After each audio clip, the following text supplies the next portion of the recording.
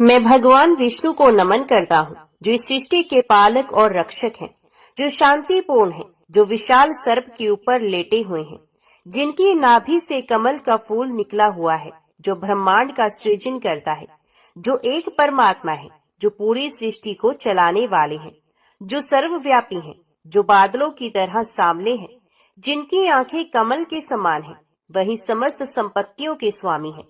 योगी उनको समझने के लिए ध्यान करते हैं। वे संसार में भय का नाश करने वाले हैं। सब लोगों के स्वामी भगवान विष्णु को मेरा नमस्कार। जय श्री हरि। हरे कृष्णा। आज के वीडियो में आप सुनेंगे गुरुवार बृहस्पति देव की पौराणिक व्रत कथा। प्राचीन समय की बात है। भारत में एक राजा राज्य करता था। वे बड़ा प्रतापी तथा दानी था। वे नित्य प्रति मंदिर में भगवत दर्शन करने जाता था। वे ब्राह्मण और गुरु की सेवा किया करता था। उसके द्वार से कोई भी याचक निराश होकर नहीं लौटता था। वे प्रत्येक गुरुवार को व्रत रखता एवं पूजन करता था। हर दिन गरीबों की सहायता करता था, परंतु ये सब बातें उसकी रानी को अच्छी नहीं लगती थी। वे ना तो व्रत करती और ना किसी को एक पैसा भी दान में देती थी। वे राजा से भी ऐसा करने को मना करती थी। एक समय की बात है कि राजा शिकार खेलने वन को चले गए। घर पर रानी और दासी थी। उस समय भगवान बृहस्पति देव साधु का वेश धारण कर राजा के दरवाजे पर भिक्षा मांगने के लिए आए। साधु ने रानी से भिक्षा मांगी तो वे कहने लगी कि हे साधु महाराज, मैं इस दान और पुण्य से तंग आ गई हूँ। इस कार्य के लिए तो मेरे पतिदेव ही बहुत है। अब आप ऐसी कृपा करें कि ये सारा धन नष्ट हो जाए तथा मैं आराम से रह सकूं। साधु रूपी बृहस्पति देव ने कहा कि हे देवी, तुम बड़ी विचित्र हो। संतान और धन से कोई दुखी नहीं होता है, इसको सभी चाहते हैं। पापी भी पुत्र और धन की इच्छा रखता है। अगर तुम्हारे पास धन अधिक है तो भूखे मनुष्यों को भोजन कराओ, पियाओ लगवाओ, ब्राह्मणों को दान दो, धर्मशालाएं बनवाओ, कुआं, तालाब, बावड़ी, बाग बगीचे आदि का निर्माण करवा दो तथा निर्धन की कुंवारी कन्याओं का विवाह करवा दो। साथ ही यज्ञ आदि क्रम करो। इस प्रकार के कर्मों से आपके कुल का और आपका नाम परलोक में भी सार्थक होगा एवं तुम्हें भी स्वर्ग की प्राप्ति होगी। परंतु रानी साधु की इन बातों से खुश ना हुई। उसने कहा, हे साधु महाराज, मुझे ऐसे धन की आवश्यकता नहीं जिसको मैं अन्य लोगों को दान देती फिरूं तथा जिसको रखने और संभालने में ही मेरा सारा समय नष्ट हो जाए।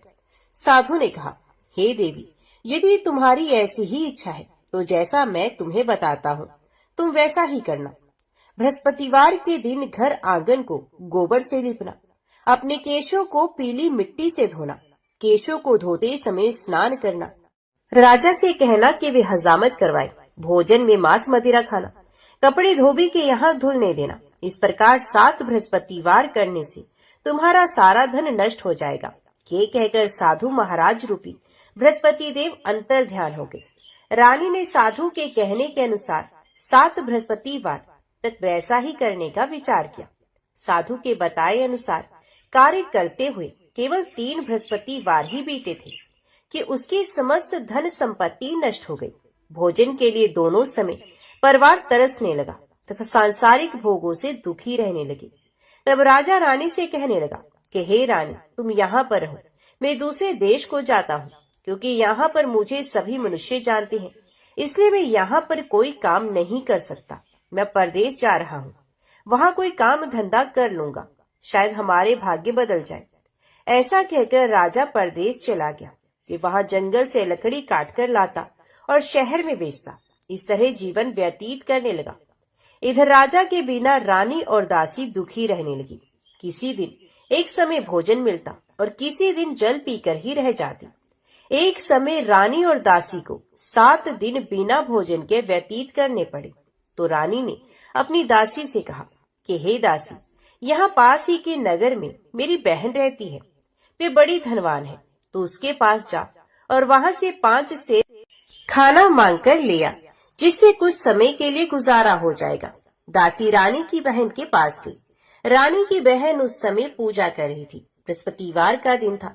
दासी ने रानी की बहन से कहा कि हे रानी, मुझे आपकी बहन ने भेजा है, मुझे 5 सिर भेजर दे दो। दासी ने ये बात अनेक बार कही, परंतु रानी की बहन ने कोई भी उत्तर नहीं दिया, क्योंकि वे उस समय बृहस्पतिवार की कथा सुन रही थी। जब दासी को रानी की बहन से कोई उत्तर नहीं मिला तो वे बहुत दुखी हुई। उसे क्रोध भी आया। वे लौटकर रानी से बोली, हे रानी, आपकी बहन बहुत ही घमंडी है। ये छोटे लोगों से बात भी नहीं करती। मैंने उससे कहा तो उसने कोई उत्तर नहीं दिया। मैं वापस चली आई। रानी बोली, हे दासी, उसका कोई दोष नहीं। जब बुरे दिन आते हैं तब कोई सहारा नहीं होता। अच्छे बुरे का पता विपत्ति में ही लगता है। जो ईश्वर की इच्छा होगी वही होगा। ये सब हमारे भाग्य का दोष है। उधर रानी की बहन ने सोचा कि मेरी बहन की दासी आई थी, परंतु मैं उससे नहीं बोली, इससे वे बहुत दुखी हुई होगी। अतः कथा सुन और भगवान विष्णु का पूजन समाप्त कर वे अपनी बहन के घर आई और कहने लगी कि हे बहन, मैं बृहस्पतिवार का व्रत कर रही थी। तुम्हारी दासी हमारे घर पर आई थी, परंतु जब तक कथा होती है तब तक हम लोग न उठते हैं न बोलते हैं, इसलिए मैं नहीं बोली। कहो दासी, क्यों गई थी? रानी बोली, बहन, हमारे घर में अनाज नहीं था। वैसे तुमसे कोई बात छिपी नहीं, इस कारण मैंने दासी को तुम्हारे पास 5 सेर भेजर लेने के लिए भेजा था। रानी की बहन बोली, बहन देखो, बृहस्पति भगवान सबकी मनोकामना पूर्ण करते हैं। देखो, शायद तुम्हारे घर में ही अनाज रखा हो। ये सुनकर दासी घर के अंदर गई तो वहां उसे एक घड़ा भेजर का भरा हुआ मिल गया। उसे बड़ी हैरानी हुई, क्योंकि उसने एक एक बर्तन देख लिया था। उसने बाहर आकर रानी को बताया। दासी अपनी रानी से कहने लगी, हे रानी देखो, वैसे हमको जब अन्न नहीं मिलता तो हम रोज ही व्रत करते हैं। अगर इनसे इस व्रत की विधि और कथा पूछ ली जाए तो उसे हम भी कर लिया करेंगे। दासी के कहने पर रानी ने अपनी बहन से बृहस्पतिवार व्रत के बारे में पूछा। उसकी बहन ने बताया, हे रानी, बृहस्पतिवार को सूर्य उदय से पूर्व उठकर स्नान करके बृहस्पतिवार का व्रत करना चाहिए, लेकिन उस दिन सर नहीं धोना चाहिए। बृहस्पतिवार के दिन में चने की दाल और मुनक्का से विष्णु भगवान को केले के वृक्ष की जड़ से पूजन करे तथा दीपक जलाए।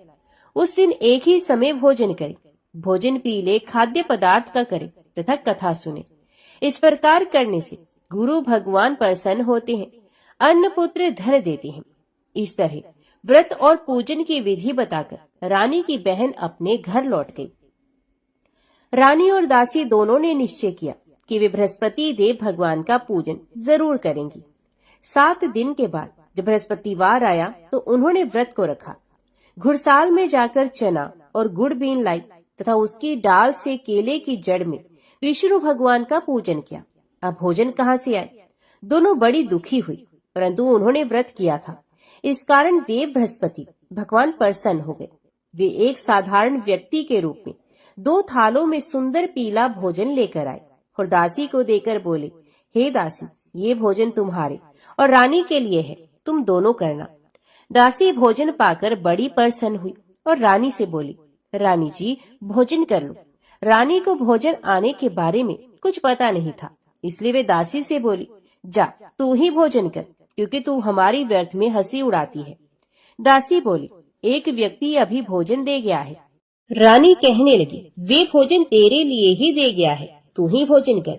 दासी ने कहा, वे व्यक्ति हम दोनों के लिए 2 थालों में भोजन दे गया है, इसलिए मैं और आप दोनों ही साथ साथ भोजन करेंगे। फिर दोनों ने गुरु भगवान को नमस्कार कर भोजन प्रारंभ किया। उसके बाद से वे प्रत्येक बृहस्पतिवार को गुरु भगवान का व्रत और पूजन करने लगी। बृहस्पति भगवान की कृपा से उनके पास धन हो गया, परंतु रानी फिर पहले की तरह ही आलस्य करने लगी। तब दासी बोली, देखो रानी, तुम पहले भी इसी प्रकार आलस्य करती थी, तुम्हें धन के रखने में कष्ट होता था, इसी कारण सभी धन नष्ट हो गया। और गुरु भगवान की कृपा से धन मिला है तो फिर तुम्हें आलस्य होता है। बड़ी मुसीबतों के साथ हमने ये धन पाया है, इसलिए हमें दान पुण्य करना चाहिए।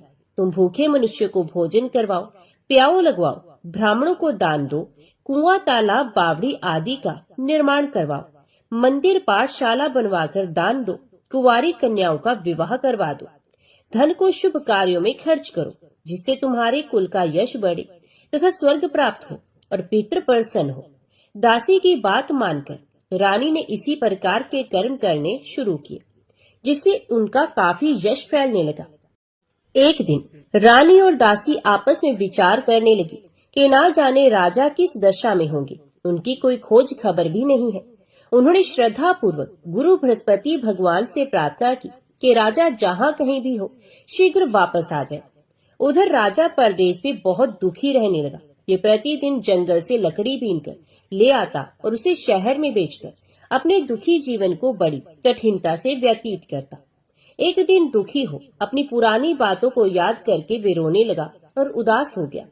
उसी समय राजा के पास बृहस्पति देव साधु के वेश में आकर बोले, हे लकड़हारे, तुम इस सुनसान जंगल में किस चिंता में बैठे हो, मुझे बताओ।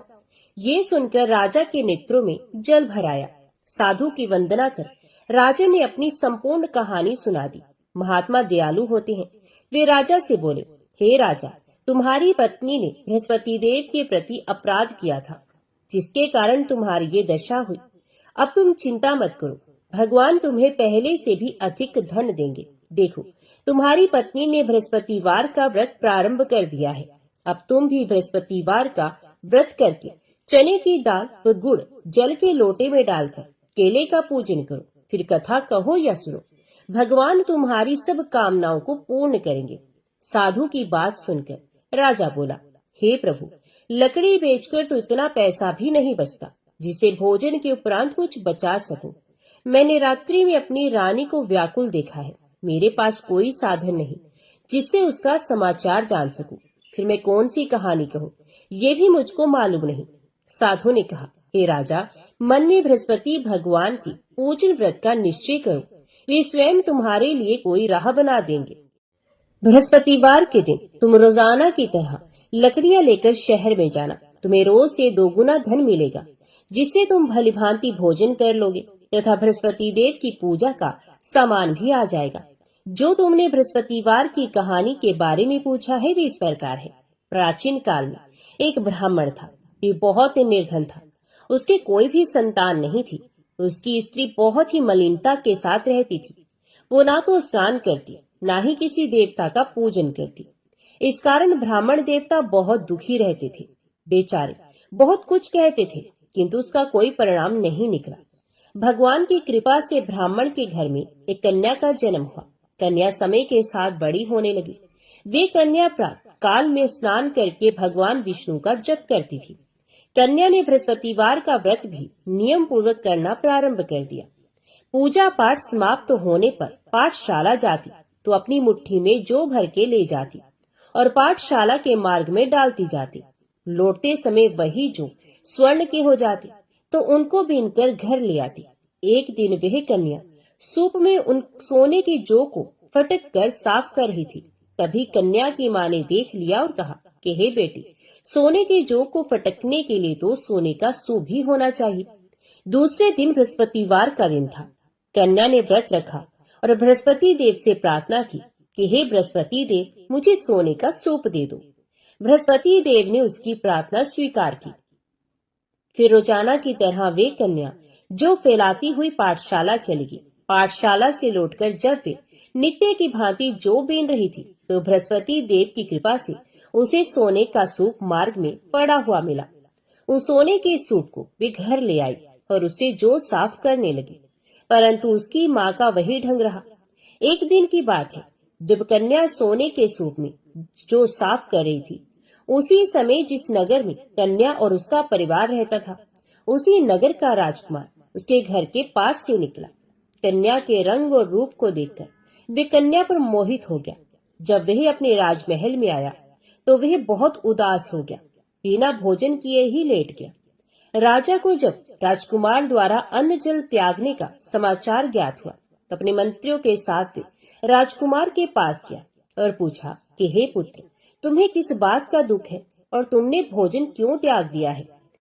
राजकुमार ने कहा कि हे पिताश्री, मुझे किसी बात का दुख नहीं, परंतु मैं उस लड़की से विवाह करना चाहता हूँ जो सोने के सूप में सोने के जौ साफ कर रही थी।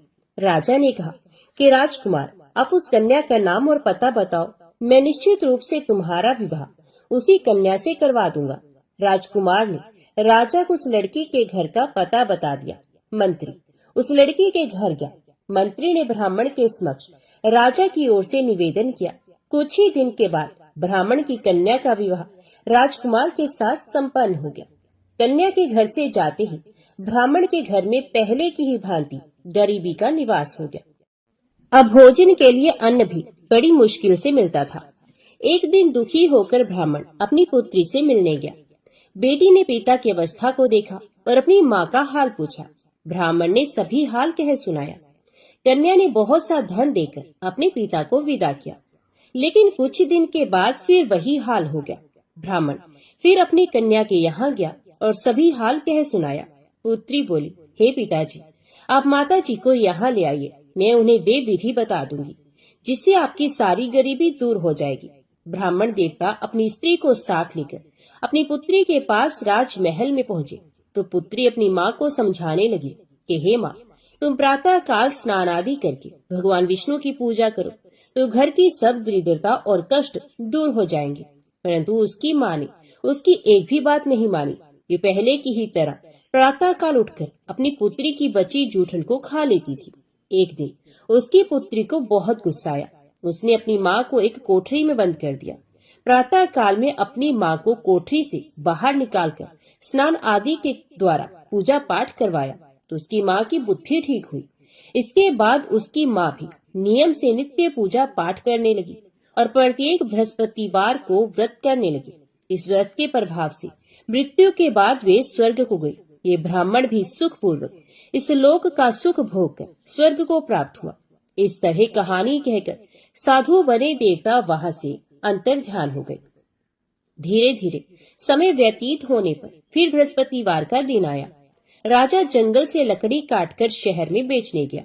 उसे उस दिन और दिनों से अधिक धन मिला।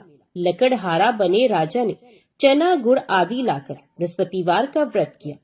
उस दिन से उसके सभी कलेश दूर हो गए। परंतु जब अगले बृहस्पतिवार का दिन आया तो लकड़हारा बना राजा बृहस्पतिवार का व्रत करना भूल गया। इस कारण बृहस्पति भगवान नाराज हो गए। उस दिन उस नगर के राजा ने विशाल यज्ञ का आयोजन किया था तथा अपने समस्त राज्य में घोषणा करवा दी कि सभी राजमहल में भोजन करने आए, कोई अपने घर में खाने के लिए चूल्हा ना जलाए। इस आज्ञा को जो नहीं मानेगा उसको फांसी दे दी जाएगी। राजा की आज्ञा अनुसार राज्य के सभी वासी राजा के भोज में सम्मिलित हुए, लेकिन लकड़हारा कुछ देर से पहुंचा, इसलिए राजा उसको अपने साथ महल में ले गए। जब राजा लकड़हारे को भोजन करा रहे थे तो रानी की दृष्टि उस खूंटी पर पड़ी जिस पर रानी का हार लटका हुआ था। उसे हार खूंटी पर लटका दिखाई नहीं दिया। रानी को निश्चय हो गया कि मेरा हार इस लकड़हारे ने चुराया है। उसी समय सैनिक बुलवाकर लकड़हारे को जेल में डलवा दिया गया। लकड़हारा जेल में विचार करने लगा कि ना जाने कौन से पूर्व जन्म के कर्म से मुझे ये दुख प्राप्त हुआ, और जंगल में मिले उस साधु को याद करने लगा। उसी समय बृहस्पति देव साधु के रूप में प्रकट हो गए और कहने लगे, अरे मूर्ख, तुमने बृहस्पति देव का व्रत और पूजा नहीं की और सुख में उन्हें भूल गए, इसी कारण तुझे ये दुख प्राप्त हुआ। अब चिंता मत कर, बृहस्पतिवार के दिन जेल खाने के दरवाजे पर तुझे 4 पैसे पड़े मिलेंगे। उनसे तुम बृहस्पतिवार की पूजा करना तो तुम्हारे सभी कष्ट दूर हो जाएंगे। अगले बृहस्पतिवार उसे जेल के दरवाजे पर 4 पैसे पड़े मिले। राजा ने पूजा का सामान मंगवाकर कथा कही और प्रसाद बांटा। उसी रात्रि में बृहस्पति देव ने उस नगर के राजा के स्वप्न में आकर उससे कहा, हे राजा, तूने जिसे जेल में बंद किया है उसे कल छोड़ देना, वे निर्दोष है। राजा प्रातःकाल उठा और खूंटी पर हार टंगा देकर लकड़हारे को बुलाकर उस लकड़हारे से क्षमा मांगी और लकड़हारे बने राजा के योग्य सुंदर वस्त्र आभूषण भेंट कर उसे विदा किया। उस साधु की आज्ञा अनुसार राजा अपने नगर को चला गया। राजा जब नगर के निकट पहुंचा उसे बड़ा ही आश्चर्य हुआ। नगर में पहले से अधिक बाग, तालाब, कुएं और बहुत सी धर्मशालाएं, मंदिर आदि बने हुए थे। राजा ने नगर के एक व्यक्ति से पूछा कि ये किसका बाग और धर्मशाला है। तब नगर के उस व्यक्ति ने बताया, ये सब इस राज्य की रानी और दासी द्वारा बनाए गए हैं। राजा को आश्चर्य हुआ और गुस्सा भी आया कि उसकी अनुपस्थिति में रानी के पास धन कहाँ से आया होगा। जब रानी ने ये खबर सुनी कि राजा आ रहे हैं, तो उसने अपनी दासी से कहा कि हे दासी देख, राजा हमको कितनी बुरी हालत में छोड़कर गए थे। वे हमारी ऐसी हालत देखकर लौट ना जाए, इसलिए तू दरवाजे पर खड़ी हो जा। रानी की आज्ञा अनुसार दासी दरवाजे पर खड़ी हो गई और जब राजा आए तो उन्हें अपने साथ महल में ले आई। तब राजा ने क्रोध करके अपनी तलवार निकाली और पूछने लगा, बताओ ये धन तुम्हें कैसे प्राप्त हुआ? तब रानी ने सारी कथा कह सुनाई। राजा ने निश्चय किया कि मैं रोजाना दिन में 3 बार कहानी कहा करूंगा और रोज व्रत किया करूंगा। अब हर समय राजा के दुपट्टे में चने की दाल बंधी रहती तथा दिन में 3 बार कथा कहता। एक रोज राजा ने विचार किया कि चलो अपनी बहन के यहाँ हुआ। इस तरह का निश्चय कर राजा घोड़े पर सवार हो अपनी बहन के यहाँ चल दिया। मार्ग में उसने देखा कि कुछ आदमी एक मुर्दे को लिए जा रहे हैं। उन्हें रोककर राजा कहने लगा, अरे भैया, मेरी बृहस्पतिवार की कथा सुन लो। वे लोग बोले, लो हमारा तो आदमी मर गया है, इसको अपनी कथा की पड़ी है। परंतु कुछ आदमी बोले, अच्छा कहो, हम तुम्हारी कथा भी सुनेंगे। राजा ने दाल निकाली और कथा कहना शुरू किया। जब कथा आधी हुई तो मुर्दा हिलने लगा और जब कथा समाप्त हुई तो राम राम करके वे मुर्दा खड़ा हो गया। राजा आगे बढ़ा। उसे चलते चलते शाम हो गई। आगे मार्ग में उसे एक किसान खेत में हल चलाता मिला। राजा ने उससे कथा सुनने का आग्रह किया, लेकिन वे नहीं माना। राजा आगे चल पड़ा। राजा के हटते ही बैल पछाड़ खाकर गिर गए तथा किसान के पेट में बहुत जोर से दर्द होने लगा। उसी समय किसान की माँ रोटी लेकर आई। उसने जब देखा तो अपने पुत्र से सब हाल पूछा। बेटे ने सभी हाल बता दिया। बुढ़िया दौड़ी दौड़ी उस घुड़सवार के पास पहुंची और उससे बोली, मैं तेरी कथा सुनूंगी, तू अपनी कथा मेरे खेत पर ही चलकर कहना। राजा ने लौटकर बुढ़िया के खेत पर जाकर कथा कही, जिसके सुनते ही बैल खड़े हो गए तथा किसान के पेट का दर्द ही बंद हो गया। राजा अपनी बहन के घर पहुंच गया। बहन ने भाई की खूब मेहमानी की। दूसरे रोज प्रातःकाल राजा जागा तो वे देखने लगा कि सब लोग भोजन कर रहे हैं। राजा ने अपनी बहन से जब पूछा, ऐसा कोई मनुष्य है जिसने भोजन ना किया हो, जो मेरी बृहस्पतिवार की कथा सुन ले? बहन बोली, हे भैया, ये देश ऐसा ही है, यहाँ लोग पहले भोजन करते हैं, बाद में कोई अन्य काम करते हैं। फिर एक कुम्हार के घर में गई, जिसका लड़का बीमार था। उसे मालूम हुआ कि उसके यहाँ 3 दिन से किसी ने भोजन नहीं किया है। रानी ने अपने भाई की कथा सुनने के लिए कुम्हार से कहा। वे तैयार हो गया। राजा ने जाकर बृहस्पतिवार की कथा कही, जिसको सुनकर उसका लड़का ठीक हो गया। अब तो राजा की पूरे राज्य में प्रशंसा होने लगी। एक दिन राजा ने अपनी बहन से कहा कि हे बहन, मैं अब अपने घर जाऊंगा, तुम भी तैयार हो जाओ। राजा की बहन ने अपनी सास से अपने भाई के साथ जाने की आज्ञा मांगी। सास बोली, हाँ चली जा, मगर अपने लड़कों को मत ले जाना, क्योंकि तेरे भाई के कोई संतान नहीं होती। बहन ने अपने भाई से कहा, हे भैया, मैं तो चलूंगी, मगर कोई बालक नहीं जाएगा। अपनी बहन को भी छोड़कर दुखी मन से राजा अपने नगर को लौट आया।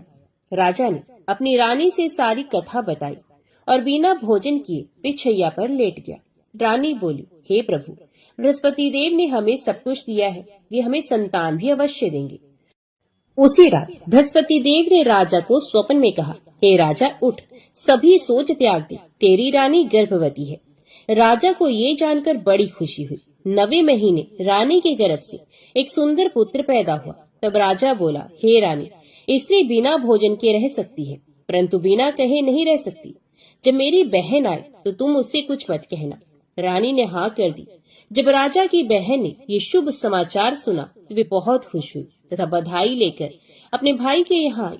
रानी ने तब उसे आने का उलाहना दिया। जब भाई अपने साथ ला रहे थे तब टाल गई, उनके साथ नहीं आई और आज अपने आप ही भागी भागी बिना बुलाए ही आ गई। तो राजा की बहन बोली, मैं इस प्रकार ना कहती तो तुम्हारे घर औलाद कैसे होती।